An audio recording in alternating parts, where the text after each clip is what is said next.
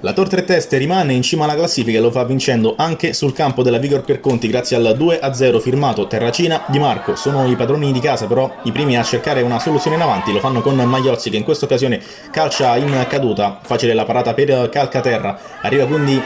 dalla parte opposta del campo la sgasata di Compagnone sulla destra che cerca Terracina, blocca a terra però Musolino, quindi ancora Magliozzi in avanti, il suo tocco in questa occasione supera il portiere, salva tutto però Marra sulla linea per la Tor Tre Teste. Quindi ancora padroni di casa pericolosi nell'area avversaria, il colpo di testa di Magliozzi in questo caso però non inquadra lo specchio della porta, arriva a ridosso della fine del primo tempo, il gol che sblocca la partita e lo firma Gabriel Terracina con questo elegante tocco sotto che scavalca Musolino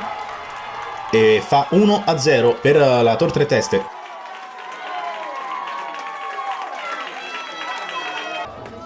Ad inizio secondo tempo la Tor Tre Teste cerca il gol del raddoppio e Capitan Di Marco lo trova così, staffilata da lontanissimo sotto l'incrocio, non può nulla questa volta il portiere della Vigor Perconti, gol bellissimo del numero 6 che abbraccia i suoi compagni e raddoppia per i rossoblù.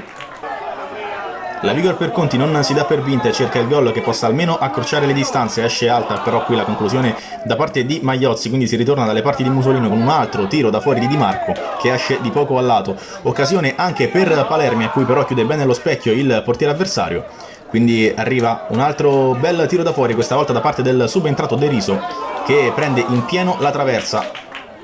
È proprio il numero 15, l'ultimo a calciare verso la porta avversaria, con questa punizione parata a terra da Musolino. Coincide con quest'ultima azione il triplice fischio dell'arbitro e la Tor Tre Teste a portare via i 3 punti in palio.